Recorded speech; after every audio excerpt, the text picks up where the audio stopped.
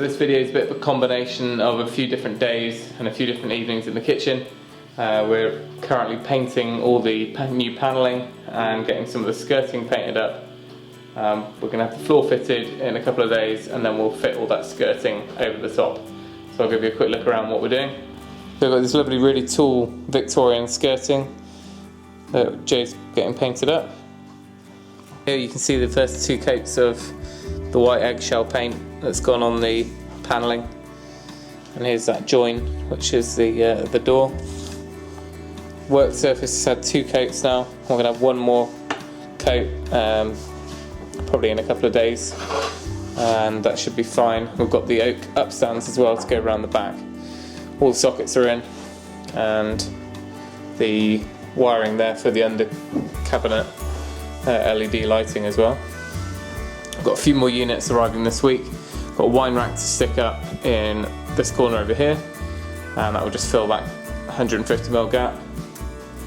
Got the two pull-out larder units that are going to slot into these two holes, and again they're arriving this week. Just getting all the architrave around the door fitted now. Just glue and then using the nail gun and just filling a few of the holes. Give that a rub down, and we'll get the undercoat on that tomorrow. This is the original back door. However, now we've insulated and put the underfloor heating down, I need to take about 75-80mm off the bottom of this one. So I've taken that draft excluder off and just cleaning up the surface so we can clamp down the rip jig on top of it. I'm also just going to go over with a magnet just to make sure there's no metal in here. Because we've got this batten on here, the motor is going to stop it from cutting all the way through. So what I'm going to do is set it as deep as I possibly can, run the cut, and then I'm going to have to finish it with a handsaw.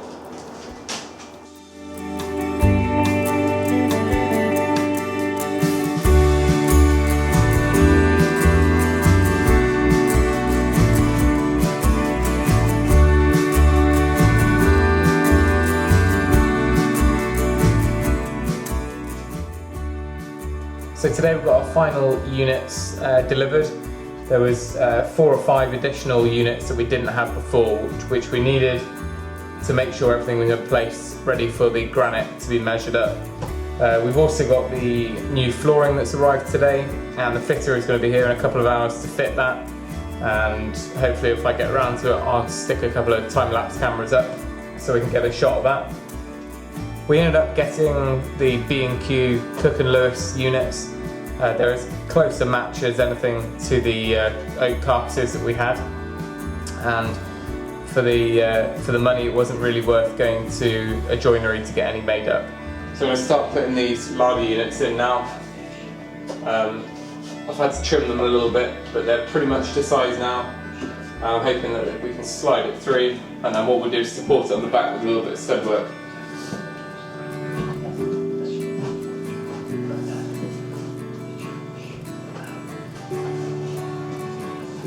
Yeah, I think it's just catching on a bit of that timber, so I'll plane that off.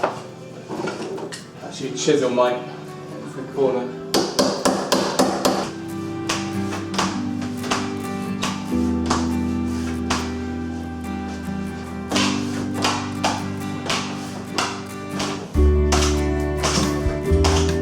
I've now got the block on the back screwed in level so that it will support the bottom of the unit, and then we can build a bit of stud work around it if needed.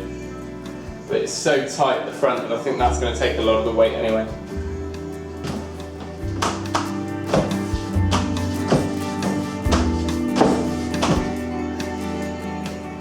So we've got one more of these to go in here, and we've also got an oak version of it to go into the main kitchen.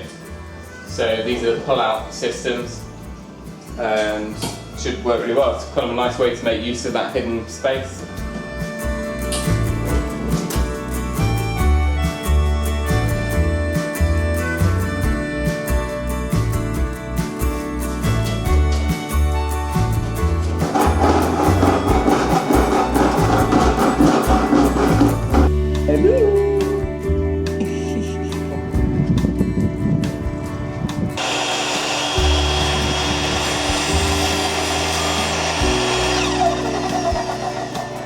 flooring's just arrived. Bit of trouble getting it here because the couriers didn't have a van big enough, so it's come a day late, but anyway, so this is it, and it's a bit dirty actually at this end.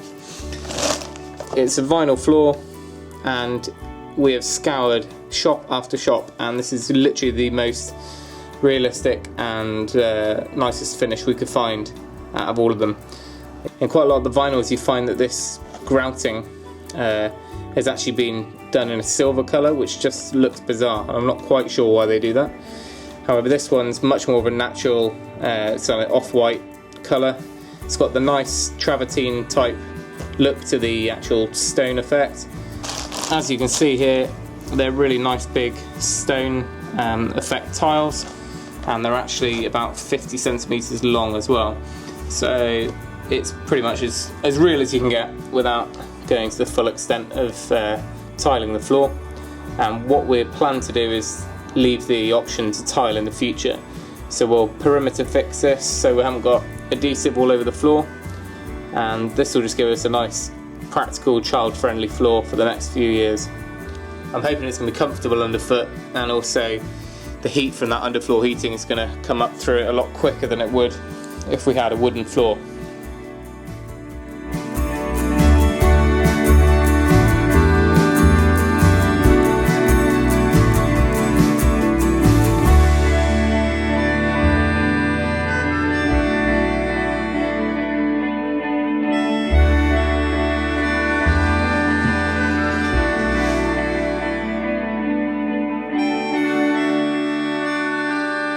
So floor's all fitted now, looking really nice, and I'll give you a quick look at it now.